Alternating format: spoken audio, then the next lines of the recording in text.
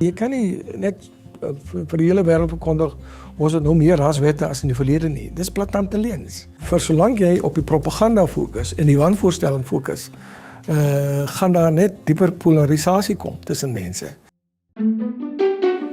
Gesprekke teen graad volgeheid. Hallo en baie welkom by nog 'n gesprek teen gatvolgheid. Ons is, soos ons nou al 'n paar keer gesê het, almal regtig siek en sat vir allerlei dinge wat verkeerd loop in ons liewe land. Maar ons wil hier wees, ons wil hier bly, dis ons plek. So hoe gaan 'n mens van daar af na waar jy voel, waar jy het wat die Engelse noem agency, waar jy nie hulpeloos en moedeloos staan nie. En hierdie is 'n reeks gesprekke wat lei tot met die verkiesing met mense wat ek dink dit doen. En vandag is my gas, ek is verskriklik bly om jou hier te hê, Christo van der Rede. Ek was vanoggend by 'n konferensie wat die EW de Klerk Stichting gereël het oor plaaslike bestuur. Baie interessant. So dis baie dankie dat jy 'n paar uur ekstra bly om met ons te praat. Dis altyd 'n voorreg. Die hele projek van hierdie reeks podsendings en dan nou die Afrikaners vir Suid-Afrika, waar die platform waarop dit loop, het ontstaan na president Trump wit Afrikaners, hy het nou later gesê nee, dis nie net wit nie, maar dit was aanvanklik wit, vlugtelingstatus gegee het ensovoorts. Hoe het jy daaroor gevoel toe jy dit hoor? Het was Februarie verlede jaar. Ek was van mening dat dit gebaseer is op jy weet mites, leuns. En hoe is dit moontlik dat president van 'n ander land uitsprake maak wat nie begrond is op die waarheid nie? En ek het baie sterk daarteen uitgekom. In die eerste plek, daar is nie volksmoord in Suid-Afrika nie. Daar's misdaad. Misdaad raak ons almal. En dit is baie hartseer wat baie boere ervaar in terme van misdaad. Jy was vroeër by Agri SA. Ek het dit nie duidelik gesê aan die begin nie, vir die van julle wat nie weet nie. Christo van der Rede is die uitvoerende direkteur, is dit korrek, van die EW de Klerk Stichting en voorheen van Agri SA. So jy ken die boeregemeenskap? Nee, absoluut. Ek het die land deurgereis om by boereunies uit te kom, by provinsiale kongresse uit te kom. Ons het ook entiteit binne in Agri SA gevestig wat gefokus het op plaasveiligheid. En miljoene rande is ingesamel om seker te maak dat ons kamerasisteme in plek sit en selfs ander dienste in plek sit wat nie noodwendig deur die munisipaliteit gelewer word nie, om seker te maak dat ons boeregemeenskap veilig is. Want dit was nie net beperk tot wit boere nie, iets wat alle boere binne 'n bepaalde omgewing tot voordeel gestrek het, en selfs die landelike gemeenskappe. En dan was dit nou 'n samewerking met die polisie. So, en dan die tweede groot leuen wat verkondig was dat boere se plase word afgevat links en regs. Dit is ook nie waar nie. Dat ons uitdagings het rondom grondbesetting vir alle stedelike gebiede, dit is waar. Maar dis stedelike gebiede hoofsaaklik, nie, juis nie plase nie. Nie plase nie, en rondom dorpe, want mense migreer stede toe. Ons sien dit, wat ek bly oornag, 'n plakkerskamp ontstaan. En dis is, ek het empatie met die mense wat desperaat is. Hulle kom uit gebiede uit waar daar nie 'n ekonomiese ontwikkeling is nie. So moet ons hierdie mense blameer of moet ons die regering van die dag tot verantwoording begin roep? Want migrasie of meer nog verstedeliking is iets wat internasionale fenomeen is. So jy moet behoorlik beplan om seker te maak dat mense toegang het tot behuising. En dan die derde groot uitdaging was hierdie sogenaamde 145 raswette. Ek gebruik altyd die analogie van aan die een kant ons het apartheidswette gehad wat mense van hulle menswaardigheid ontneem het, wat mense van hulle eie ondomme ontneem het. Dit is vooraf gegaan deur die 1913 landswet. Wat soort mense tot baie klein persentasie van land se grond beperk het. En jy het wette nodig gehad na 1994 wat belyn is met artikel 9.2 van die grondwet wat dit duidelik maak. Daar moet regstelling kom. En dit was hoofsaaklik dat wette geskryf moes word om die vergrype van die verlede ongedaan te maak. Maar jy sit nou met 'n beweging wat van daai wette is besig om eintlik jy weet die ideaal van die rassigheid en die ideaal van 'n inklusiewe samelewing en van 'n groeiende ekonomie besig is om op 'n risiko te plaas. En dit moet ons aanspreek. Maar jy kan nie net vir die hele wêreld verkondig ons het nou meer raswette as in die verlede nie. Dis platant leens. So dit is binne daai konteks wat ek sonder om verskoning te vra baie duidelik is. En dit baie duidelik maak dat as ons toekoms wil bou waar wit, swart en bruin en Indiër saamkom om die land saam te bou, moet ons jy weet onderskeid tref tussen propaganda en leens en allerlei wanvoorstellings teenoor die goed wat werklik saak maak en wat werklik waarvoor ons uitdagings bied. Want vir solank jy op die propaganda fokus en die wanvoorstelling fokus, gaan daar net dieper polarisasie kom tussen mense. Want hulle soos ons vandag gepraat, luister, hierdie munisipale probleme is 'n uitdaging vir almal in die land. Nou raak dit 'n ander gesprek. En dit is vir my belangrik, dat ons almal moet saamkom om die land se uitdagings aan te spreek. As ek mag vra, ek weet nie of jy ooit daaroor dink nie, maar hoe sien jy die plek van Afrikaners, of dan nou wit Afrikaanse mense, baie van die mense wat ek teekom in daai gemeenskap voel, daar word teen hulle gediskrimineer, hulle word uitgesonder deur die regering om te nagekom te word. Hoe sien jy dit? Kyk, dit jy weet dit is 'n ding wat op individuele gevalle en op bepaalde voorvalle, jy weet, beoordeel moet word. Dat daar in sekere gebiede, en ek het nou die afgelope tyd gesien, hoe sekere organisasies, byvoorbeeld wit besighede teiken, want dit gaan nou om migrante wat daar kon sê werksaam is. En dan voel mense geteken, want jy weet, hulle sit met die uitdaging dat hulle, jy weet, nou skielik die fokus, hulle word nog geblameer vir migrante wat die inboorlinge van die land se werke wegneem. Maar dink jy dit is omdat die eienaar van die besigheid wit is? Of omdat hy buitelandse immigrante in diens het? Ek dink dit gaan meer oor die buitelandse immigrante, maar mense kan dit as sulks interpreteer. En dit het ek agtergekom op sosiale media. Maar nou, dis nie net wit nie. Die bruin, swart sakemense, ook Indiese sakemense was gekonfronteer deur die groepe. So dis raak jy weet 'n gevaarlike veralgemening as jy sê maar wit mense word geteken.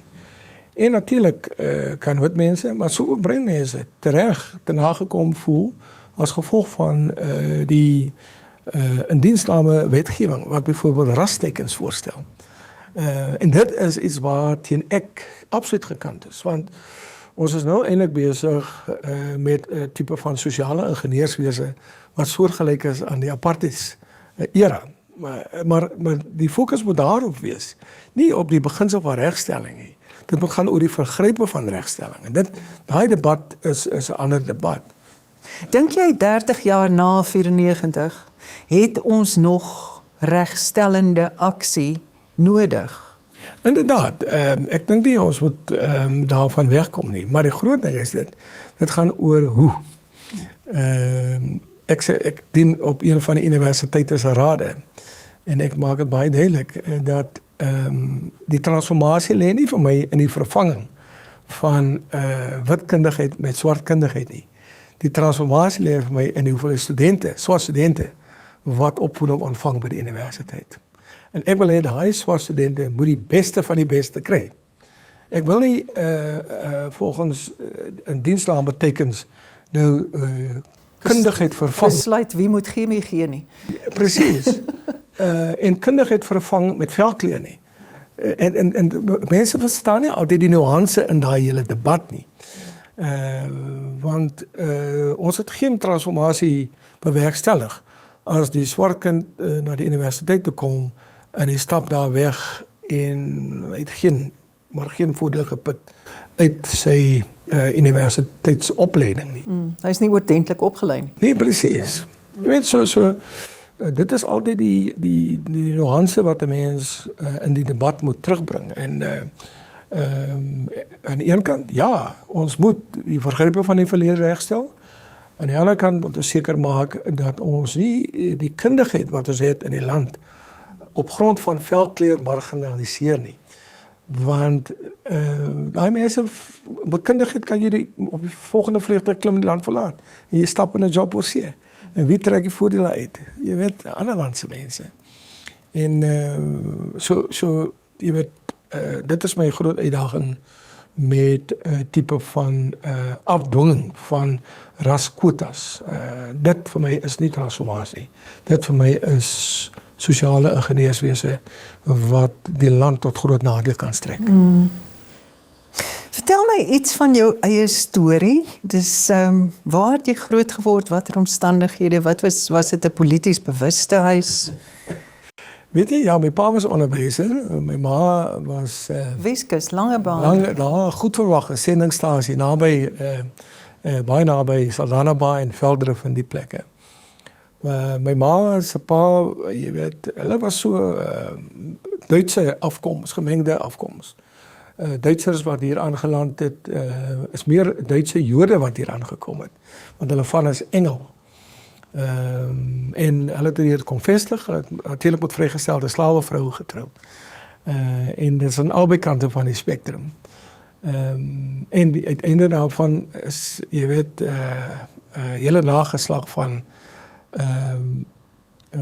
mense wat dan deur die nasionale party as bruin geklassifiseer is, as kleurling geklassifiseer is.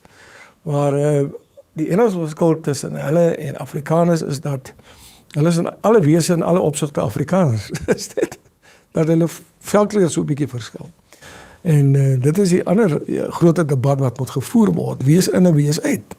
En posisioneer ons Afrikaner identiteit as 'n eksklusiewe identiteit of 'n inklusiewe identiteit. Hoe voel jy oor ons groep, as ek mag dit tussenin gooi, die Afrikaners vir Suid-Afrika? Ons is almal mense, dink ek, wat om hierdie rede 'n bietjie langtand identifiseer uit en uit as Afrikaners, maar omdat Trump nou hierdie stempel op ons gesit het ons gevoel, ons moet sê nee.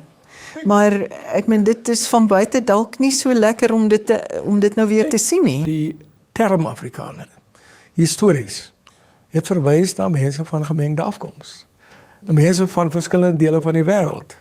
En die tweede generasie mense wat hulle self in die Kaap bevind het, kon nie meer identifiseer met Batavia of met Nederland of wie kan nie. Hulle het 'n gemeenskaplike taal ontwikkel en daai taal kom uit die kombuis uit. En daai taal het 'n tipe van gemeenskaplike identiteit in vorm. Dit is eers, daai staan met onderskeid tussen die Afrikaners van gemengde afkoms, mense van gemengde afkoms, breinmense as jy dit so wil stel, en natuurlik die boerevolk. Dit is interessant hoe die daai identiteite op 'n natuurlike manier beslag gekry het. Dit was die Engelse wat hier in die 1800s gesê het, kom ons kategoriseer nou in terme van ras. Nie van jy weet, historiese afkoms nie. En die Engelse het begin om dan die hele terme van kleurling te ontwikkel en ook daarmee saam Griekwas en daarmee saam Khoi en al hierdie, jy weet, verskillende raskategorieë. So dit was nog voor Unie-wording dan? Dit was nog voor Unie-wording, maar die Engelse, jy weet, want dit was die eerste, as jy kyk na die eerste sensusopname, wat deur die Engels gedoen was, het hulle daai rassekategorisering baie eksklusief begin stel. Het jy 'n datum daarvoor? Het is hier rondom die 1830s. Ja. Ek skryf baie oor die goeders.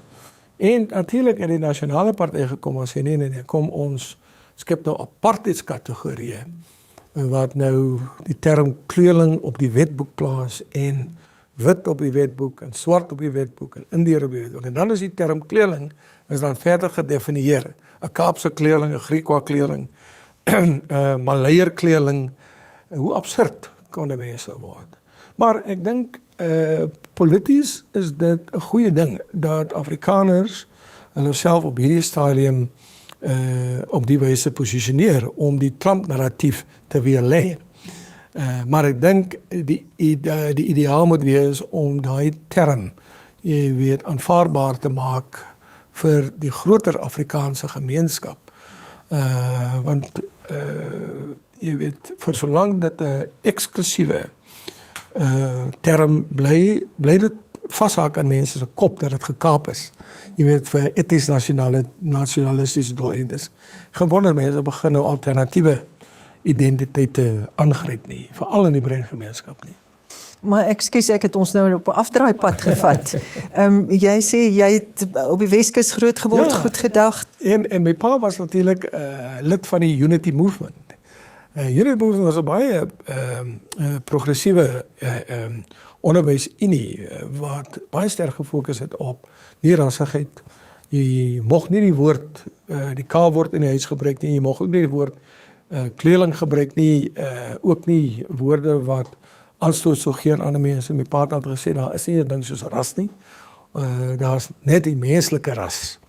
En die ander jy weet kwalifikasies of klassifiserings is apartheidsklassifiserings. So ons het 'n baie sterk polities bewuste huis gevoerd, maar ook 'n huis waar binne my ouers 'n baie groot rol in gemeenskap gespeel het. Gemeenskapsmense, empatie met die gemeenskap, die fokus op ontwikkeling, jy weet, het sy musiekontwikkeling, onderwys, wat ook al. En dit was, jy weet, 'n sendingstasie waar bepaalde waardesisteem gehandhaaf is. Iets, jy weet, wat die basis vir my geleer het en waaroor ek beslis baie dankbaar is. Hoe het jy 94 ervaar? Hoe oud was jy min of meer? Ek was so 30 jaar oud. Ek dink dit, onthou nou, toe kom ons, ek was 'n studenteaktivis, Weskaap. nee, by die Onderwys College Bellville. My broer op daai stadium was 'n groot aktivis, deel van jy weet die UDF, tronkstraf gekry vir hulle aktivistiese doeleindes, hy en Trevor Manuel. Almal van hulle, jy weet, tronkstraf gekry vir hulle, en so dit was, jy weet, 1985 tot 1993 was Donker dae. Absoluut. Jy weet, Was jou broer een van die hongerstakers? Nee.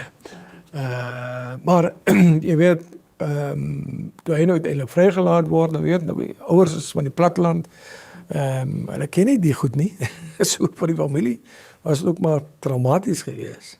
Ek op college kom, toe word gesê, wil jy nou ook deel word van hierdie belhammers, dan gaan ons jou terugbring huis toe. So, maar ek was polities betrokke, maar jy weet, en polities baie bewus, ek was hoofstudent van die college. 94 gebeur, het ek nou onmiddellik beskikbaar gestel om deel te vorm van die ouens wat die verkiesingslokale help bestuur.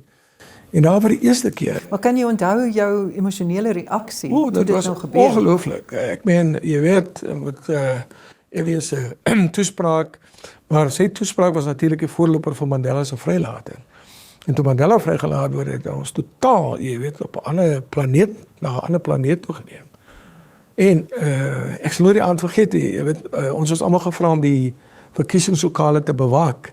Polisie en almal daar. Hier is keer ontmoet ek nou 'n swart ouetjie en 'n wit ou en ons maak saam musiek en ons, jy weet, dit was my ongelooflike ervaring. Hier deur die nag bly ons wakker om toe te sien dat ons demokrasie op 'n vaste voet begin. Het jou ouers nog geleef? Hulle het nog geleef. Ek het hulle die volgende dag gaan haal, ons het almal gaan stem. Jy weet, wat 'n ongelooflike ervaring was dit vir hulle om by die stembus uit te kom en 'n keusie te maak. En jy weet, dit het by ons gegaan om hierdie vryheid, hierdie nie gevonde vryheid, met al my arms te omhels, om dit te vertroetel. So, om seker te maak dat daar waar ons werksaam is, dat ons die grondslag, stewige grondslag lê vir ons grondwetlike demokrasie. Het sy in onderwys, het sy in die publieke sektor, privaat sektor. En dis waarom ek altyd, jy weet, verbonde bly en loyaal is teenoor die grondwet, want dit vir my het vryhede gebring wat nie net beperk was tot wit en swart nie, ek meen of swart en bruin nie, maar dit het ook vir wit mense bevryding gebring. Wat bedoel jy daarby? Ek voel ook so, maar In die opsig dat daai albatros van apartheid is van hulle skouers afgehaal. En dit is waarom baie Amerikaners nou in opstand kom teen Trump. Want hulle voel hy is besig om van hulle jy weet die muishond van die wêreld te maak. En hy is eintlik besig om hulle lewens op risiko te plaas, want Amerikaners voel nêrens veilig nie as gevolg van Trump se doen en late. Hier in Suid-Afrika, ek weet wit mense kan dwars oor die wel is, ek dink die mees gewilde mense in aanvraag, dwars oor die wêreld. Ook hier in Suid-Afrika, binne in hulle bepaalde omgewings waar hulle werksaam is. So ja, daar is wit mense wat swaar kry en ek dink jy weet, jy kan nie mense op grond van velkleur. Dit is waarom ek 'n groot voorstander is vir 'n gebalanseerde benadering tussen aan die een kant meriete, ja, ons wil die beste hê, maar aan die ander kant ook sosiale indikators.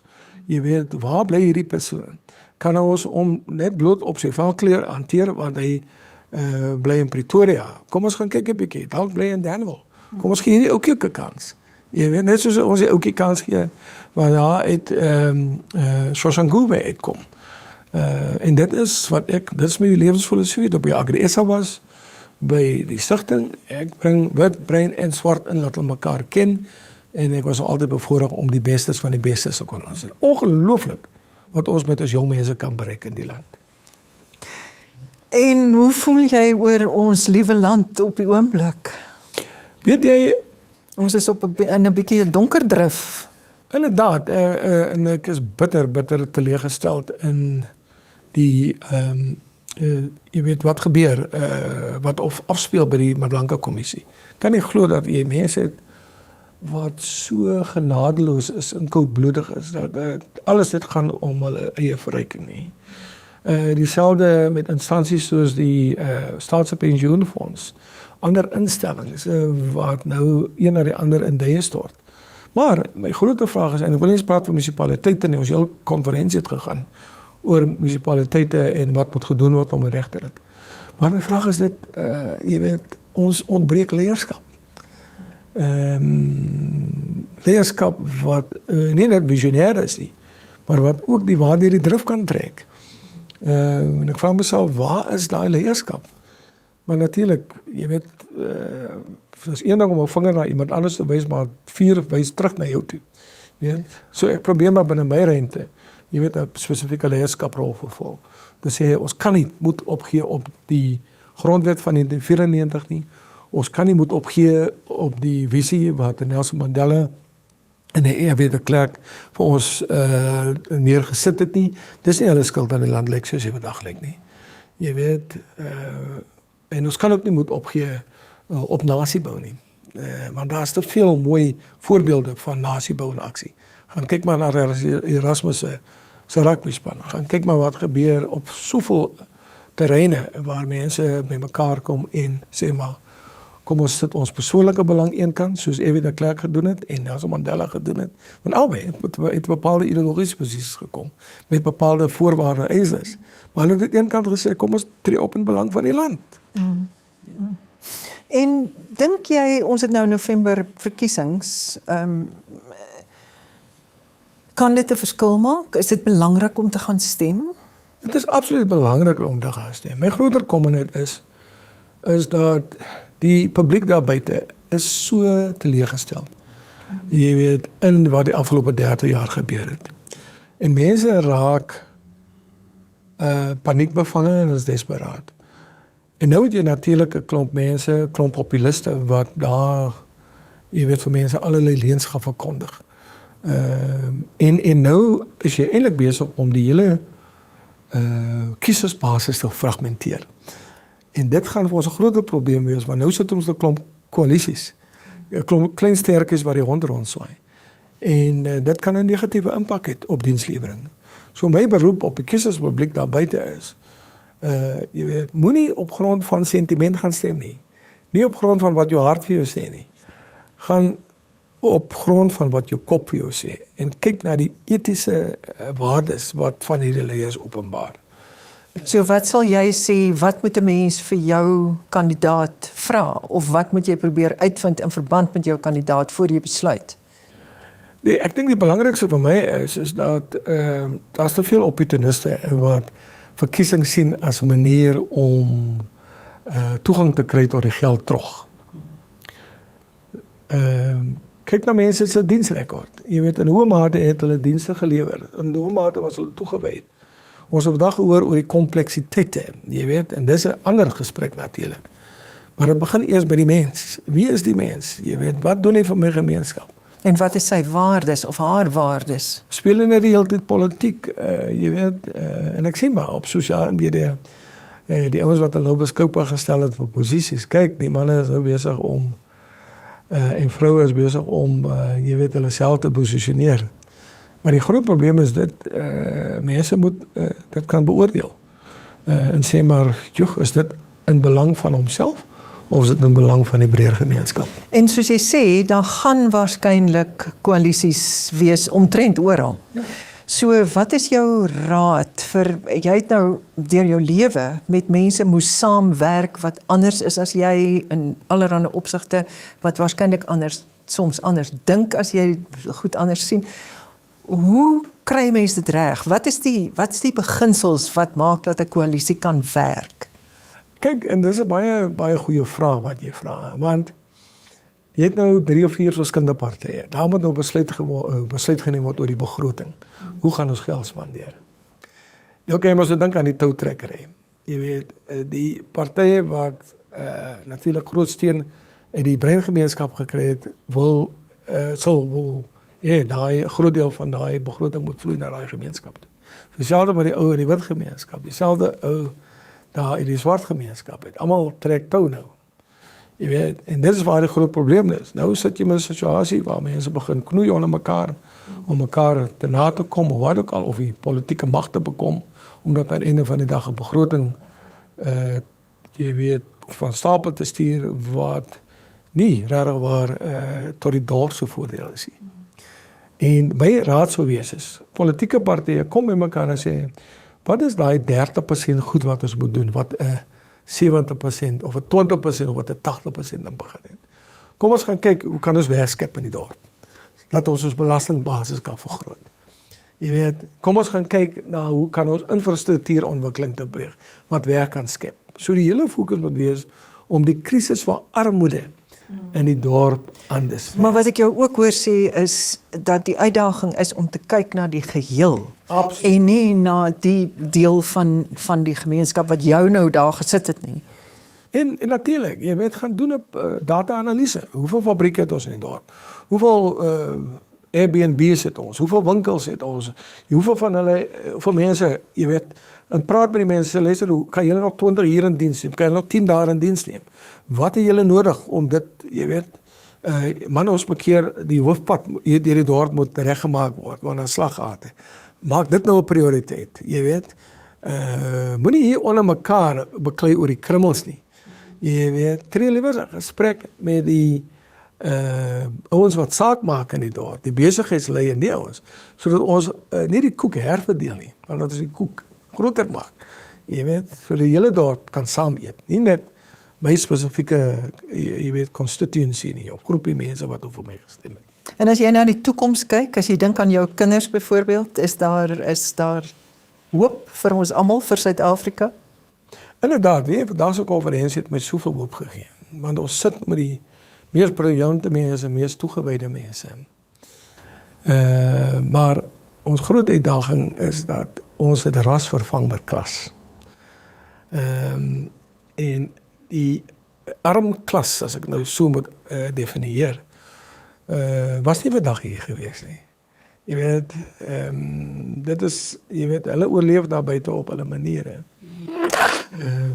So jy voel daar's nog steeds 'n ingroep en 'n uitgroep? Absoluut.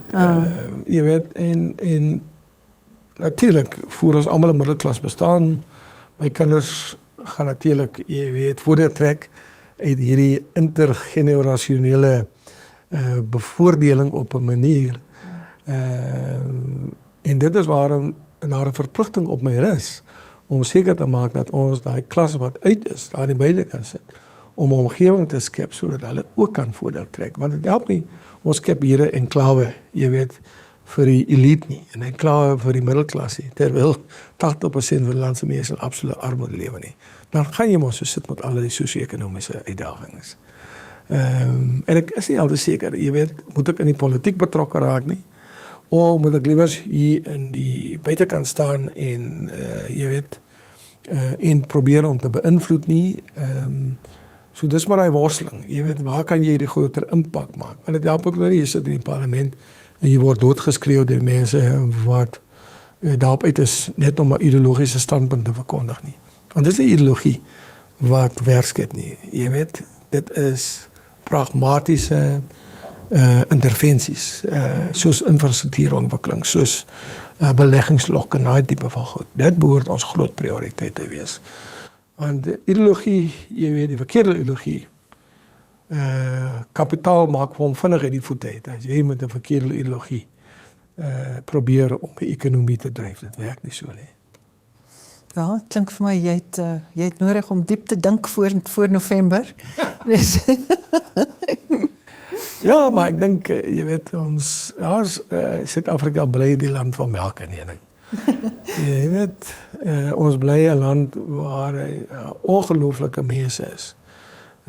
Ja, ongeag die uitdagings wat ons het. Maar hoe lui die spreekwoord, jy weet, bad things happen when good people stand on the sideline, jy weet. doen wat jy kan met wat jy het waar jy is. Absoluut, absoluut. Christo, vreeslik dankie vir jou tyd. Ek weet jy's moeg en jy's onder druk, so baie dankie. Dis 'n voorreg. Baie voorspoed. Ja. En vir julle almal wat gekyk of geluister het, baie dankie vir julle tyd ook. Dit is 'n voorreg dat julle dit vir ons gee. Tot 'n volgende keer. Totsiens. Gesprekke teen graad vol